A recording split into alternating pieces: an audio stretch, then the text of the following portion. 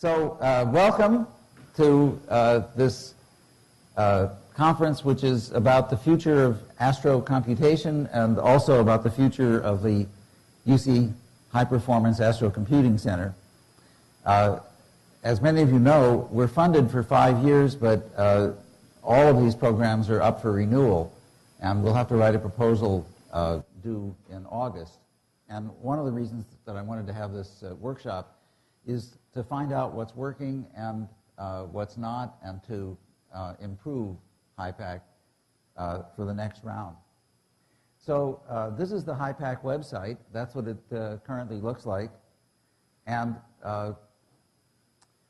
one of the things that's on the website is this conference, Approaching Exascale.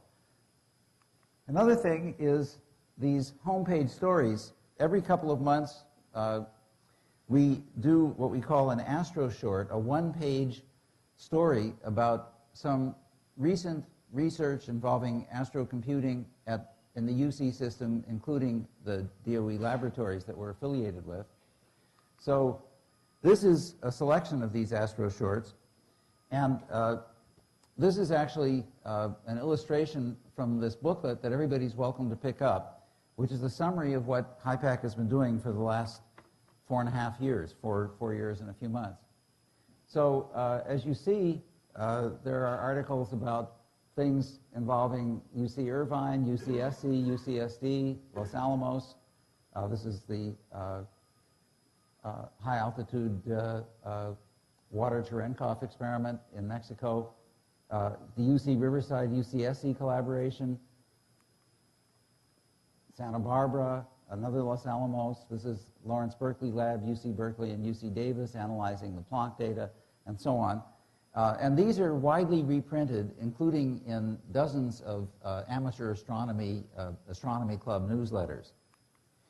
So HiPACC is funded at a level of about $350,000 a year of University of California money, and we have every year raised additional money and gotten equipment donations and things like that. The leadership is, besides me as director, Peter Nugent, who's of course chairing this session from Lawrence Berkeley Lab, and also Mike Norman, who's flying in this morning and will be here a little later this morning, who's from San Diego and the director of the San Diego Supercomputer Center.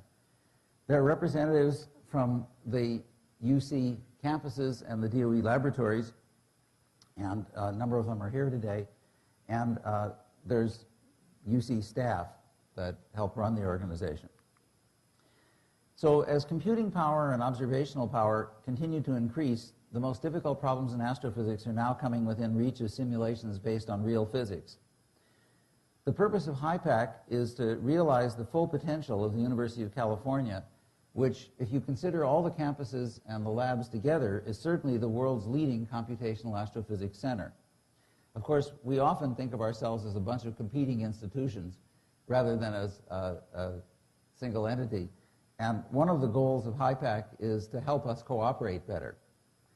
We also engage in outreach, and that involves developing educational materials, publicity, websites, especially our own website, and the distribution of simulation outputs, including visualizations that are beautiful as well as educational. We have just announced the spring funding opportunity. We've been doing 2 per year, and these include small travel grants up to $1,000, which we approve more or less automatically, that enable students, graduate students, scientists, postdoctoral students to travel easily and spontaneously between the UC campuses and the DOE laboratories. And we've put out grants of up to $5,000 a year to help larger working groups or scientific meetings, mini conference grants, grants to faculty to support astrocomputing summer research projects by undergraduates. We've had a number of matching grants up to $10,000 for astrocomputing equipment, and we are prepared to look at other proposals that don't fit into any of these categories. And as I said, the application process is now open. So this is a list, and I'm not going to leave it up for very long. It goes on for another page. We've so far handed out $126,000 in these various grants. and this information is all in the booklet. In addition, we sponsored many conferences and workshops, so this is a summary of those, and who the people are, and other sources of funds, and also which campuses have been involved. So in particular, we did something that was kind of innovative. We did a boot camp, that's a term that's apparently widely used by the journalists, for journalists on the subject of computational astrophysics. And we had 20 journalists, many of them winners of Pulitzer and Emmy awards, and this has resulted in many news articles in not just English, but many other languages. Again, this is all information that's in the booklet. Every summer, we've had a summer school on astrocomputing, and what makes our summer schools unusual and I think very useful is that the codes that are crucial, especially for the lectures that occur in the mornings, the codes are put on a supercomputer. All the students get accounts on the machine as well, of course, as the lecturers. And in the afternoons, there are sessions where the students actually learn how to use the codes under the guidance of the people who use them and sometimes the people who wrote them. So the first one was on hydrodynamic galaxy simulations. That was in 2010. The 2011 one was here at Berkeley, co-led by Peter Nugent and Dan Kaysen, who's going to be speaking later this morning. He's teaching, actually, this morning. That's why he's not here now. And that was on computational explosive astrophysics, novae, supernovae, gamma-ray bursts, and binary mergers. The 2012 school was at San Diego, at the San Diego Supercomputer Center, on astroinformatics and astrophysical data mining. The director was Alex Zale from Johns Hopkins. The 2013 school was at UCSC. Mark Krumholtz, who's here and will be speaking later this morning, was the director, and that was on star and planet formation. The 2014 school will be at San Diego and the San Diego Supercomputer Center on nuclear astrophysics and supernova. Actually, that isn't correct. It's on neutrinos and nuclear astrophysics, including supernovae. And the scientific director is George Fuller, who will also be speaking later this morning. So this is the people at the first school. This reminds me, we should have sometime today a group photo. This is the second school. That was the one that was here at Berkeley. Notice the bridge. The third school at San Diego. The fourth school on astrocomputing of the star and planet formation at Santa Cruz. This is the poster, and there's a couple of posters outside. We have a few that you can pick up, and we're doing a mass mailing next Monday. So all the institutions will be getting copies of this. And applications will be open, I think, early next week. The deadline is April 14th. And incidentally, for all of the schools, we use the HiPACC funds to cover the lecturer expenses, and also we cover all the lodging for the students, and also some of the meals for the students. So this is a list of all the conferences and workshops. And as you see, it's a pretty extensive list. Our most recent one was the Near Field, Deep Field Connection Conference last month at UC Irvine at the Beckman Center, which was attended by 100 people and I think was a great conference. Finally, we've also been supporting scientific research, and in particular, I've wanted to support the Assembling Galaxies of Resolved Anatomy project. This is a project that Piero Madao and I started in the summer of 2012 by asking all the groups in the world that are doing high-resolution hydro simulations of galaxies to send a representative.